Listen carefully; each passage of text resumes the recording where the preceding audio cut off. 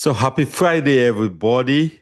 Welcome back again to the channel. And today it is going to be an exciting day for sure. All right. It's going to be an exciting day. I am an immigrant and I've lived in this part of the world, which is America, for over 20 years. And the first time I got to understand what I'm going to share with you in the next 15 to 20 minutes, it blew my mind. Guys, listen, if you I'm 48 years old, and if you are younger than me, this is an advantage for you, right? Even if you're my age or older than me, it doesn't matter. This information, it's never late to understand. The day I understood this information, it blew my mind completely. And I want to talk to you today about a means by which you can profit from your own sweat without necessarily going through the system. But this is legal. You don't need no permission for this. You don't need no licensure like the banks need. In fact, you are going to be profiting like the banks, so even more than the banks. It's no secret that banks make money by borrowing money and lending it to people for hire. And that is called interest rate arbitrage. Let's take a step back. I want you to understand how the thing works, right? There is the central bank, and then there are commercial banks and retail banks, Wells Fargo, Bank of America, JP Morgan Chase, right? Chase Bank, all those different banks, your credit unions. How do they get the liquidity that they use to run their banking operations? They simply go to the central bank and they tell the central bank, hey, I need some money. And the central bank will give them some money at a certain interest rate. It could be 4%, it could be 3%. It just depends on the central bank interest rate, right? And then they take that money in addition to the money you deposit in the bank, which is your savings, and they put it all together and then they start lending it out now to people. So think about it this way, right? Your savings, what you save in the bank, what is the interest rate they give you on the money you save in the bank? Probably 0.5%. We certainly have high interest, high savings interest accounts, which gives maybe 3%, 4%. But most average savings returns are about 0.25 to 0.5%. So basically, if you save $10,000 at the end of the year, you've made about $5 in interest or something like that. My math is not perfect. It will be 5 or 50, one of them, right? But most likely $5 in interest. So when you really start understanding that, you realize, you know what, you can do more with your money. You could do more with the resources that you have, because there is really no point for you to have some money, put it in the bank as a savings, and then you go out now to try to borrow that money, and the bank is giving you 0.25% or 5%, and you have something, you want to buy something, you need the money for something, you go to the bank to get a loan on your money, and they are charging you 7, 8, 9% at some instances, right? For you to pay on that money. So today I want to talk about how you can become your own bank. And this is not about insurance here. I'm not an insurance salesman or anything like that. Just to be upfront, I'm not teaching them. I think insurance is important, IULs and all that stuff. But I just want to make sure that if you're listening to me, we have an understanding from the beginning, so that way you don't feel trapped. I'm not here to sell insurance or anything. I'm not selling anything even. I'm just educating people, giving people a chance to understand exactly what is out there, right?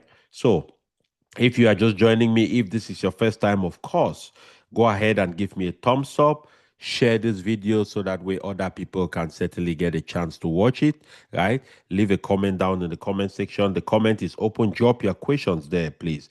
If you have any questions, drop it down in the comment. That way I'm going to be seeing it live and I will respond to your question as I go along. But I want you to understand that in the time in which we live, right? Banks don't only make profits on loans, they also profit from your deposits.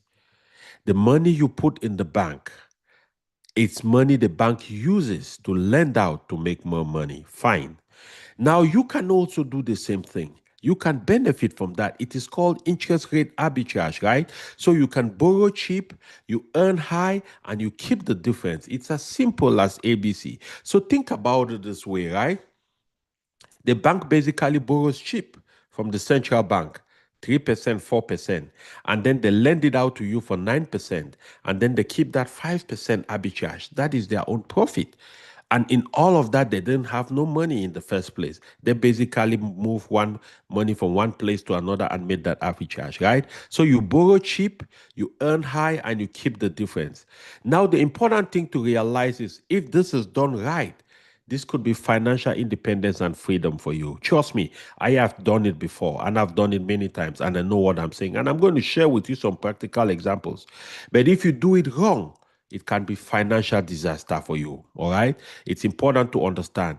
The problem is that most people are on the wrong side of the equation, right? Most people walk into the bank, they deposit money, the bank pays them 0.5 to 1% of that money. The bank turns around and lends that money for 6 to 9%.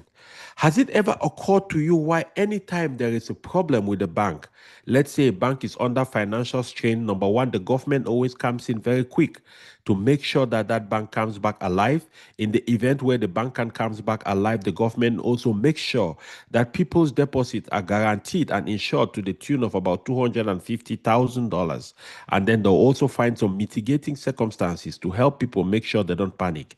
When it comes to banks, the government always makes sure there's never a panic. Do you know why? Because the banks don't have the deposit you have in the bank every day in those amounts. The worst thing that could ever happen to a bank, the number one nightmare is if 90% of all the people who have money in the bank go to the bank at once and they need their money. The bank doesn't have that kind of money to give you. All your deposits that you've brought into the bank has given it out as loans to go and make money for them. That's why they only are required by law to keep a certain percentage of liquidity every day. And that percentage is calculated based on the number of people who come to the bank and what they project to need to service those people who need withdrawals of cash or who need withdrawals of cash. The rest, they don't need to have it available, right? So they pocket that spread in between what they get as interest rates and what they loan out, right? So you are basically funding their operation through your deposits. Now, don't get me wrong, banking is important. You need to have a certain amount of your wealth in liquid cash in the bank, and that is called your emergency fund.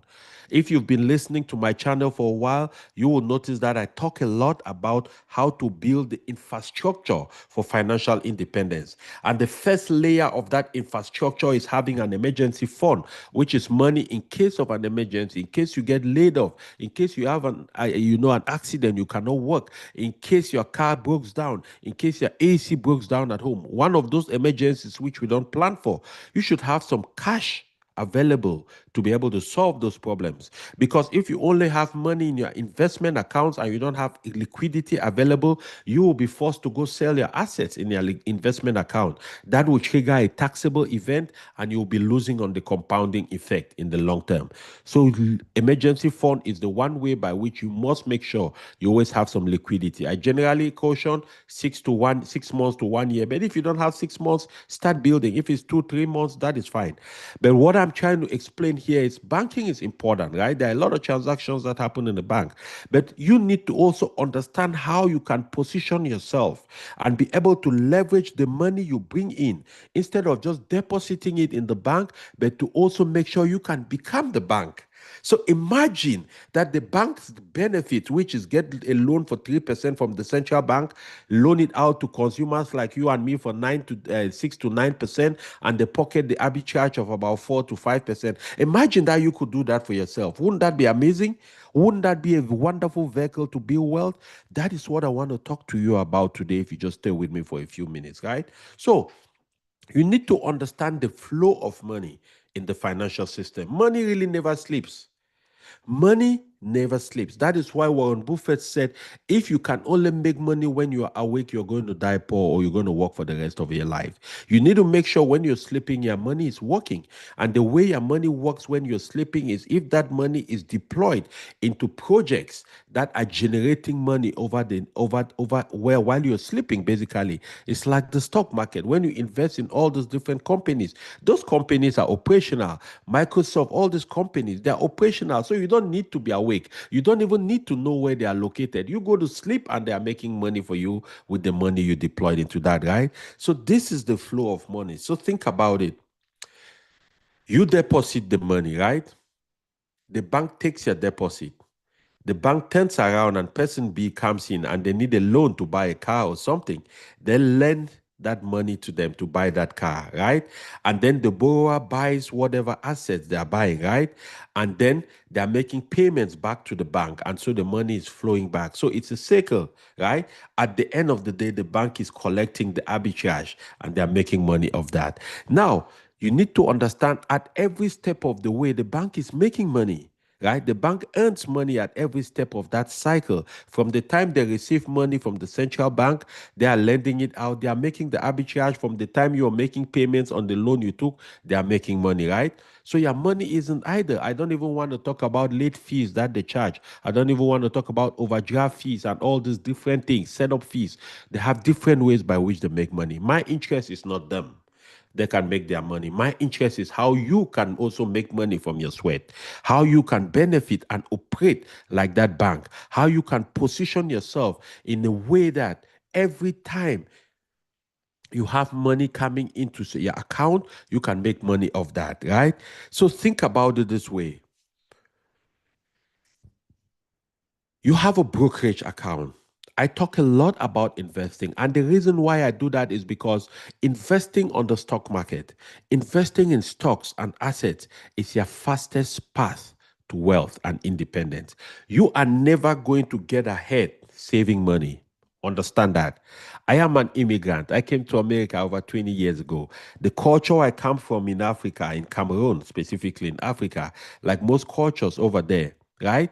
We are taught to save. We are taught to work and save money. We saw our parents save money. Very few of our parents were entrepreneurs. Very few of our parents were doing business because business is tough generally. So most people worked, save money. If they have a project, they go save money in the bank. And when it's time, they take out the money and go pay for that project. The beautiful privilege for most people who live in countries where there's the stock market is that you no longer have to save your money. You can invest your money because your money now will be generating more money for you. And so, one of the challenges a lot of immigrants like myself have, I used to have that challenge before I understood the difference. And that's why I'm so obsessed, I'm so passionate about educating everybody, especially immigrants in America, in Canada. Listen, guys, you must understand how this financial system works. You are never going to get ahead only by the sweat of your brow or by the energy of your arms. You are going to die on the way. If you are counting only on your physical body, that is a single point of failure. It means the day you cannot work, everything stops for your family. That is dangerous. When I came to America, I used to work in a nursing home. I have seen African brothers do 24 hours work around the clock and die on the job. I'm not joking here, guys. I used to work with this gentleman. He worked for a staffing company, and so they used to send him to different places to go and work. And this guy will work every day, 16, 18-hour days. And one day he was supposed to come and work in our own facility. He never showed up. We heard a week later that he died in another facility. He was actually feeding a resident and he collapsed and died because he was working round the clock. Now think about it for a second. I hope that somebody had educated him. If not, at that time, most of us weren't even educated about the stock market. We weren't even educated how to duplicate your money, how to build wealth, how to make sure that you're going ahead and investing 10 to 20% of all the money you make. I wish he was doing that because at that point he collapsed and died. His family might be over. If they didn't have life insurance or he didn't put in some financial safeguards to help, his family will be completely devastated. That is why I take the time to teach the things I teach. That is why I want to teach you how to become your own bank, how to be able to put your money in a position where you can leverage it, borrow against your own money for your own self, pay interest to yourself, and build wealth like the banks are doing out there, right? So you must understand these things. Now, here is a smart move, right? It's important to understand how this works. So now we've established exactly how the flow of money works. Now I want to bring you now to how you can really take advantage of that. And this really works for people who have brokerage accounts, who have investment accounts in the stock market, right? Now, when you're investing on the stock market, that account you have investing in it, generally, the account facilitator like Fidelity, like Schwab, like Vanguard, they can give you a loan facility against the value of your account. That is called margin loans. Now, let me explain this to you guys. This thing is crazy. Oh my God. Listen, listen. If you're excited, put explain down in the comment section. Let me see it here. Just type explain in the comment section. Let me go down now to the beef. Let me get down to the bacon of this business. Type explain for me. Listen here, guys. This is how it works. Oh, I see my brother, World Smart Mastery, Dr. Dimo is on the line. That is my brother on the world building journey. We actually had a live show yesterday on Thursday. Every Thursday, him and myself, we have a live show, guys. So if you're tuning in for the first time, go check out World Smart Mastery. Check out his platform. Check out his channel. I mean, our job is just to help as many people, especially immigrants who come into America, who work hard, who don't understand how to build wealth, to get them to that place. Everybody living in this part of the world should be confident about aspiring and becoming a millionaire if they do the simple things that we talk about all the time, right? By the way, by no means am I a financial advisor. The information I'm sharing here is just for entertainment and education purposes. You have to do your own research. Investment involves risk. So you can take the information, use it the way you want, but do your own research and make sure you benefit from this, right?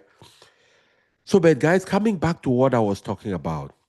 Now, the first thing is you need to have a brokerage account. Now, in that brokerage account, for those who don't know, a brokerage account is the account you use on an investment platform like Fidelity and Vanguard to buy stocks, ETFs, index funds, and shares of companies. So, as you keep investing in that brokerage account, over time, what happens is the account grows because your assets that you are investing in are growing in value. So, your account could easily be upwards of 10, 15, 20% in growth, 30, 40, hundreds of percentage, as Dr. Edimo and myself have seen in our own accounts, right? The important thing now to realize is what? As that account keeps growing, the platform, which is Fidelity or Vanguard or any of them, would look at your account and they can give you a loan facility against the value of your account. And that is called the margin. And let me explain to you how this works, where the power really lies in this thing. What they are doing simply is this. They have looked at your account and your account, let's say it's $100,000. And they are the ones who own the platform on which that account is. So they are feeling confident. They know that either ways you have a security against the loan they're going to give you. So they'll extend to you something called a margin loan. It could be about 50% of the value of your account, which means if you have $100,000, they'll give you a $50,000 facility for that loan. Now there's a percentage for that loan, usually called the margin percent interest rate, and it could range between, from Fidelity, the highest is about 12.5, and it could go down to any percent. And let me give you a small secret here before we continue. As an owner of the brokerage account, you have the right to call Fidelity and tell them that you want a better interest rate for that margin loan. I did that. I've done that a few times. The last time I did that was about a month and a half ago. I opened a new Fidelity account. I funded the account and I needed the margin rate to be low so that way I can start using my margin to invest in different assets and to fast track my wealth building process. So I called Fidelity and I told them, listen, I just opened an account and I'm willing to move some assets from a different platform into Fidelity. But the only way I will do that is if they give me, instead of the 10% they were telling me, if they give me between 4 to 5.5%, like Robinhood. Otherwise, I'm going to move over I'm going to stay with Robinhood. And the guy looked at it and he said, they'll call me back. They went and did their research. They came back, they offered 7%. I said, no, that's not enough. I want to move my assets from Robinhood. Robinhood is giving me 5.5%. The reason why I want to move it to Fidelity is because I have other accounts in Fidelity. So I want to make sure all my assets are in the same place. That's all. Otherwise, I wouldn't move it. So if they cannot match me that interest rate, I am going to stay with Fidelity. And you know what? They called me back 2 days later and they matched it. They even went one step lower and they gave it at 5%. So what that does to me now is an account that is $200,000, they are going to offer me about $100,000 to $120,000 in margin loans and at 5%. So I hope somebody is starting to understand how this thing is working. I hope somebody, if you're starting to understand, type down in the comment they understood. I hope somebody is starting to catch it here. Now with 5%, right? All I need to do now is any money I borrow from that margin, they're going to charge me 5% of that amount. But here is the two kickers. Number one, I don't need to sell my asset because when I sell my asset, I'm going to have a taxable event. So my asset is still preserved, which means the asset I have, which are the ETFs and the index funds and the companies I have their stock, it's still generating compound interest on the market. So I don't need to sell it. That's one, but I'm able to have liquidity. And the second most important thing is I'm having that liquidity at about 5% interest. So what that means is all I need is to invest that money in an asset that gives me more than 5%. And I'm already making money. I don't know if it makes sense. I am already making money. So, for example, the last time I did that, I took out some money from the margin on the margin loan for about 6% at that time. No, my interest at that time was about 4 or 5, no, was about 6 or 7%, right?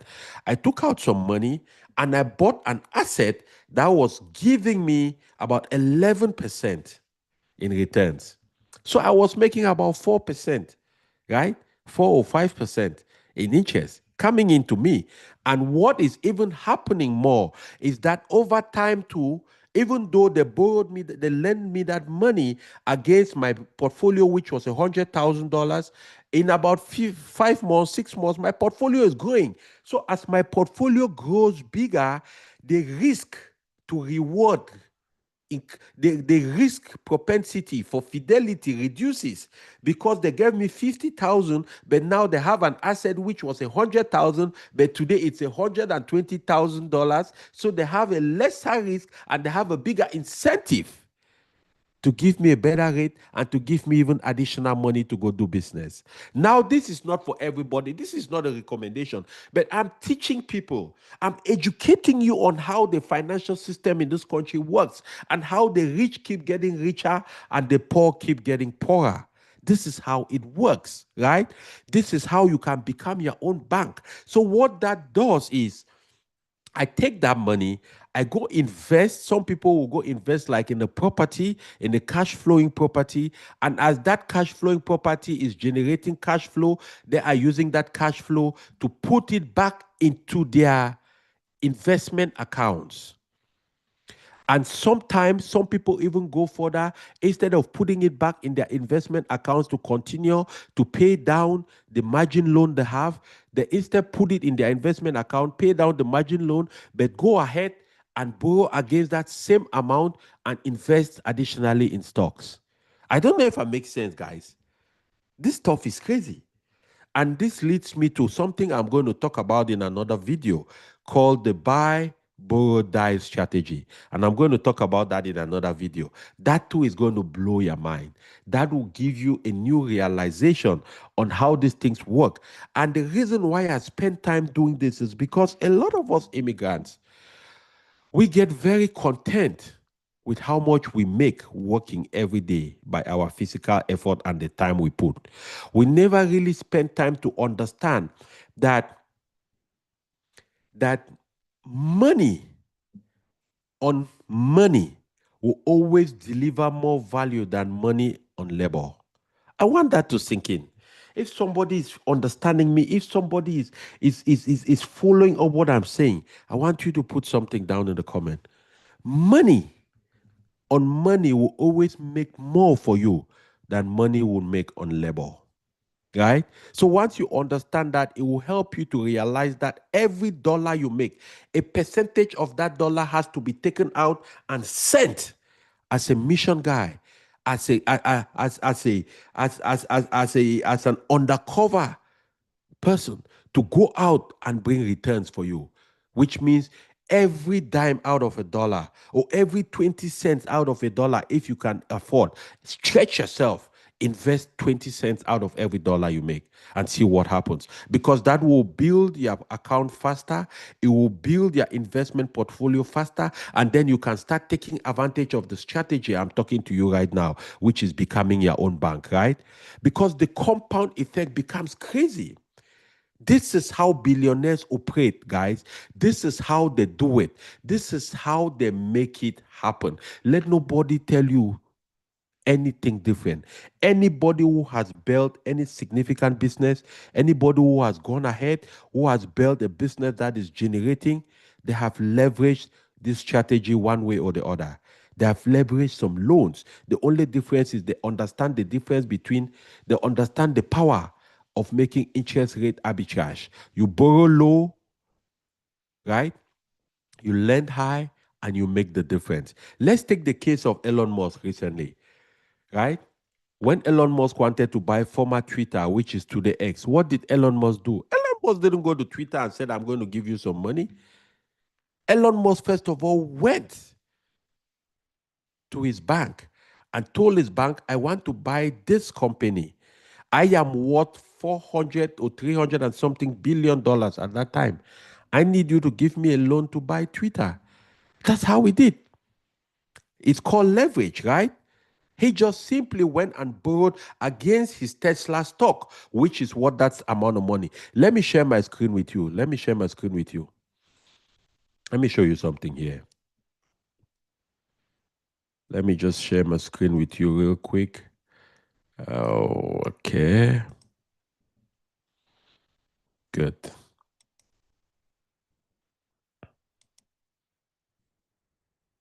Wonderful. So let me just make sure everybody can see my screen. So this is what Elon Musk is worth right now, right? If you can see my screen. Let me just make sure. This is what he is worth right now. He is worth, as of the latest evaluation, he is worth $434 billion. That's his net worth. And now this net worth is in these different companies, right? He owns 168 billion worth of shares of SpaceX. He owns $175 billion worth of shares of Tesla. He owns $107 billion worth of shares in the XAI holdings. He owns $3.4 billion worth of the company Neuralink, and he owns $3.3 billion worth of the company Boring Company.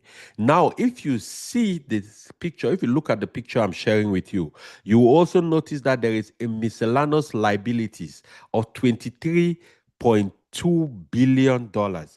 Those are monies Elon Musk has borrowed against his value, which are the shares of these companies. So do it as a percentage. What is 23 billion or 400 and something billion?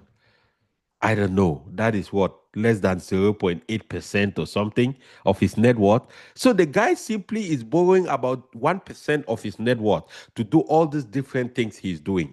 The beautiful thing about that is, number one, he doesn't have to pay taxes because he didn't have to sell any of his shares in those companies. And so he doesn't have to pay taxes. The law says as long as you hold the shares, you don't pay taxes because you haven't sold them. So they cannot tell what the value of it is until you sell it, and then they'll tax you on that amount. Number two, the value of his shares still remain on the stock market, which means even though he has borrowed $23.2 billion, assuming that he borrowed them against, not assuming, but he certainly borrowed them against these shares, these companies. Do you think the value of these companies from the day this thing was made, do you think the value of these companies is still the same till today? It's not.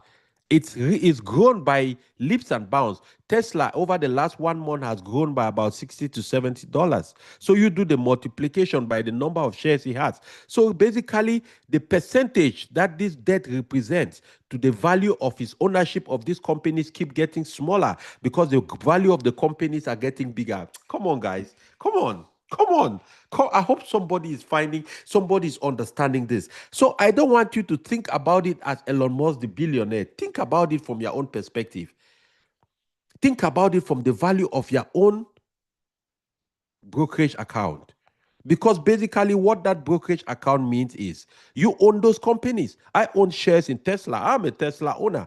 I'm a shareholder of Tesla. The difference is that I just own a small percentage relative to 175 billion that Elon Musk owned. I own only a couple of hundred thousands of it. So I'm just a small co owner, but I'm an owner.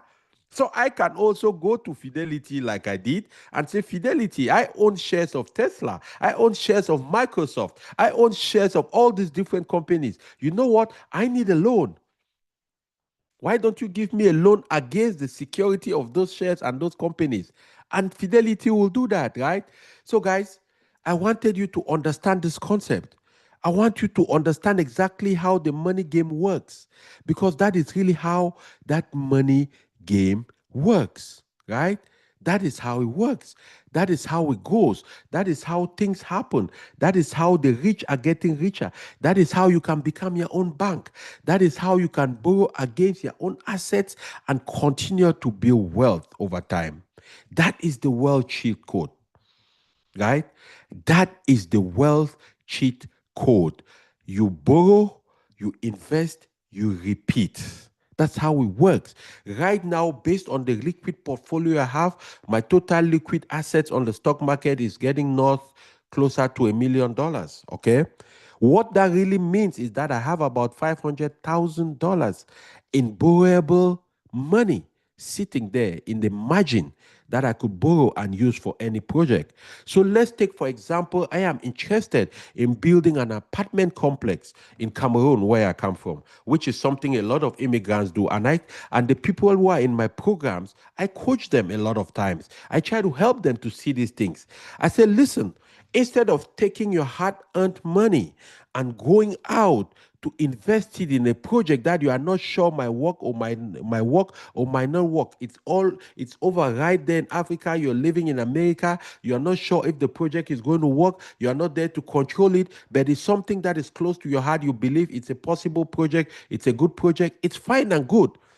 But I would rather instead of taking my hard-earned money, I work every day, I sweat every day, I save it in a bank account and go take it out. And in case it doesn't work, I've totally lost about 10 years of savings. I will invest that money on the stock market. While that money is growing, I can borrow against that money for a small percentage of 3 to 4, 5%, and I go invest it. If the business doesn't work out, God forbid.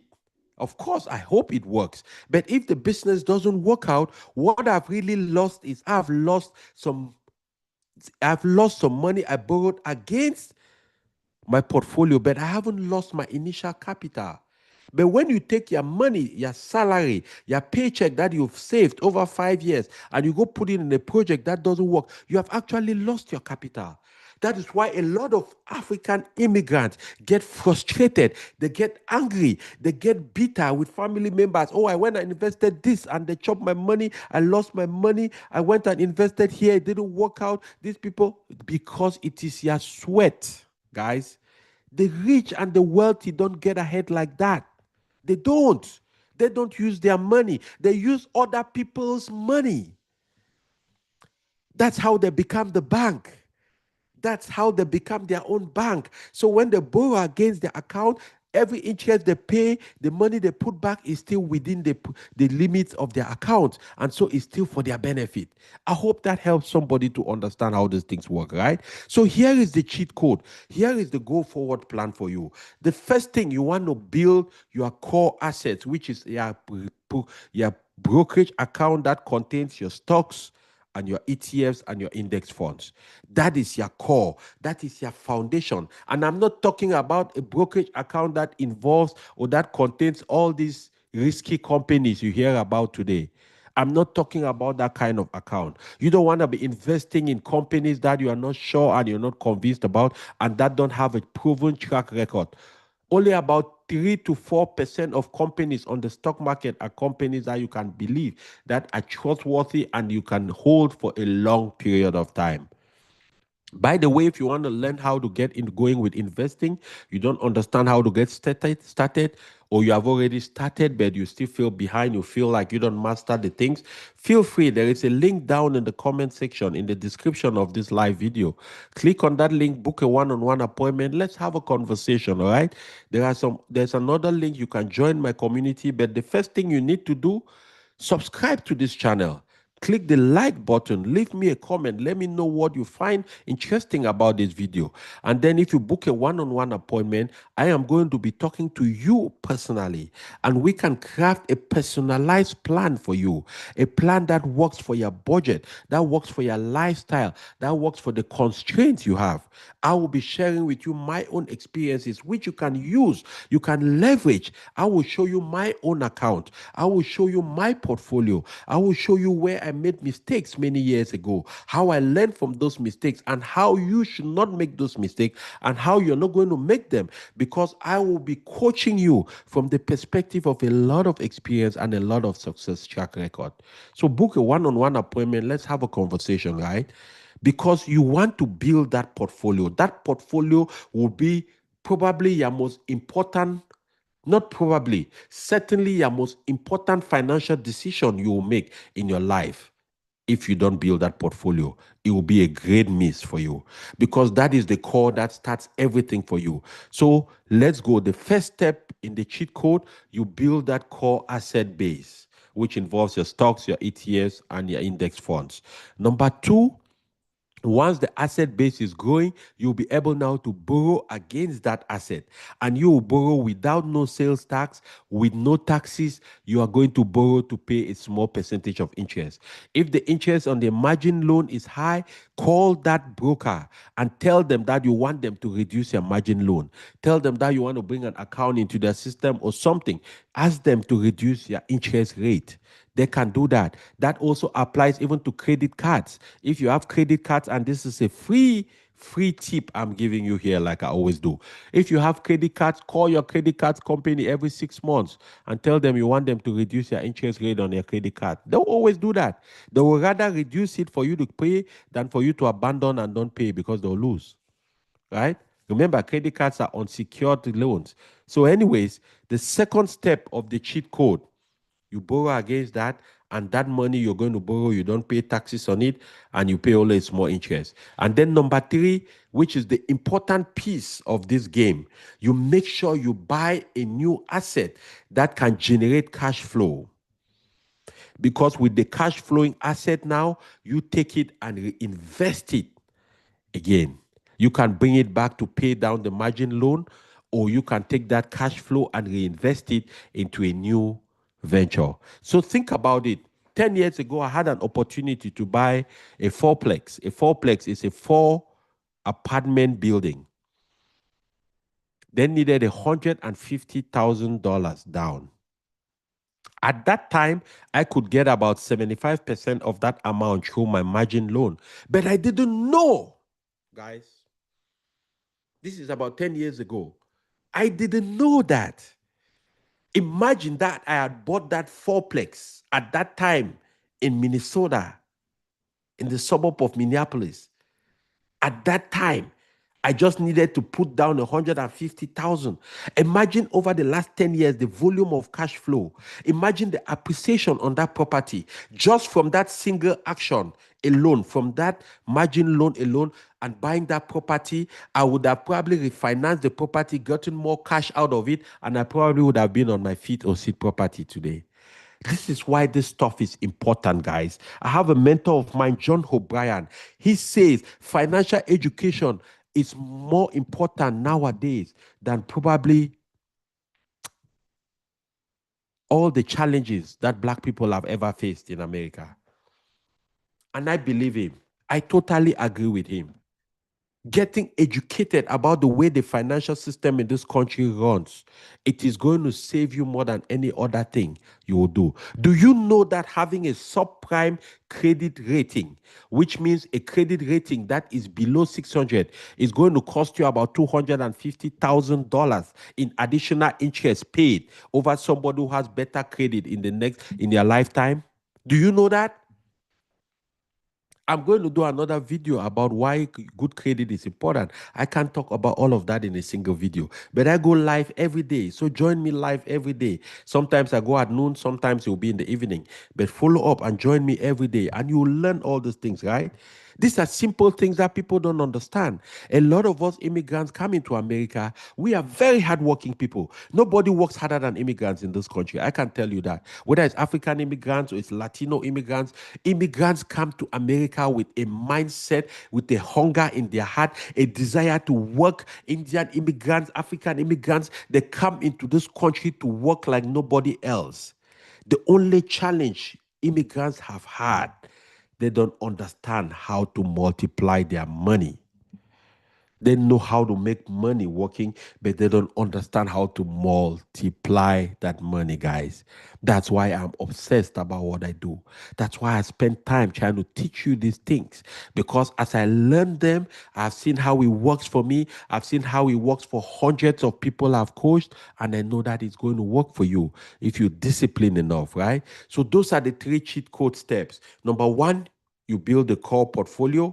Number two, you borrow against that portfolio. Number three, you buy an asset and you continue to reinvest from the cash flow of that asset, right? So you want to do it right because risk management too is very important. You want to do it right. As I told you from the beginning, if you do it right, it's going to be a path to independence. But if you do it wrong, it might be a disaster for you. So you want to make sure that you want to make sure you have cash flow from the asset you buy because the cash flow has to be more than the borrowing cost to make sure that you are making an arbitrage, right?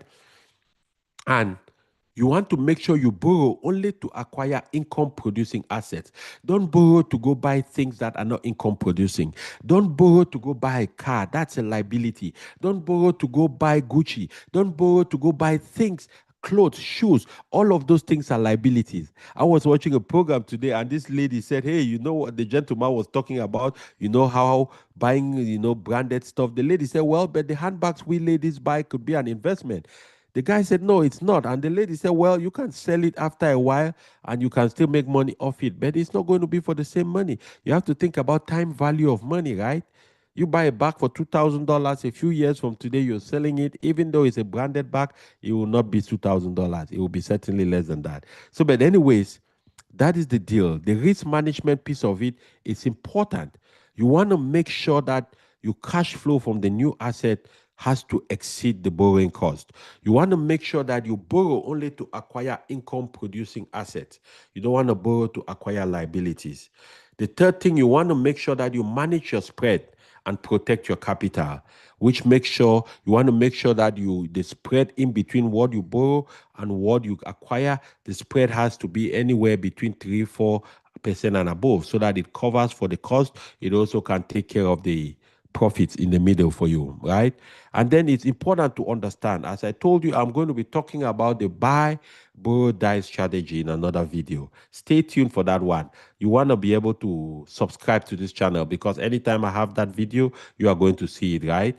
You want to buy quality assets, top quality assets. You want to borrow against them tax-free, and then you certainly want to make sure that you have those assets that are protecting it. I want you to understand this concept, right? I'll just give you a hint about the buy, borrow, die strategy that the rich people use. Similar to what I've talked here in this case, just trying to be a bank. They basically acquire top quality assets like Elon Musk did. Elon Musk is never going to pay back the $23 billion in debt. He will never pay it back. I know that because it doesn't help him to pay it back. He will just continue borrowing against the value of his assets. And then what happens is that he is getting that tax free because let's say he needs additional $20 million a year to live or 1 billion to live a year. He just borrows the 1 billion against his assets. Don't forget, by next year, Tesla will be higher. In 10 years, what do you think Tesla will be valued at? Thousands of dollars a share. So he might even already be worth $1 trillion or $2 trillion in 10 years. So he borrows money against that and then he gets it tax free. So he doesn't pay taxes. His assets on the market are growing, they keep growing. And then when he dies, he hands over all of that to his family. His family, through his trust fund, his family gets the step up basis, and then he uses life insurance he would have acquired in this time when he's living. The life insurance will pay off the loans, and then his family gets a step up in basis of the value of the assets they are getting, so they don't have to pay taxes, and then they get the new evaluation of the assets, and they start getting tax from the new evaluation of the assets going forward. Guys, the day I understood this stuff, ah, the day I understood how the financial system in this country works, I realized that we should only use the income we get as salaries, as paycheck. We should think about that money all the time as a seed and not a fruit. Because once you get in that mindset, you start thinking about the money you make. You understand that it is a seed and not a fruit to be consumed, but a seed to be planted. That is when you start taking advantage. That is when you start leveraging all the benefits that is available. That is when you stop being angry that at the end of the year the rich pay less taxes than the poor. You start being less angry because you realize that they educated themselves. They know something that you don't know, and they are taking advantage of the rules that has been put in place for the playing field. You cannot fault them for that. They didn't do nothing wrong. They are just doing what the system gives them the privilege to do. And so don't worry about President Trump and the White House. Don't worry about what his children are doing, whether they are making money off a crypto company. Worry about your own economy. What is your own family economy looking like? What is it looking like? That is what you have to worry about. Anyways, this is what I wanted to share with you today. I hope it makes sense to you, right?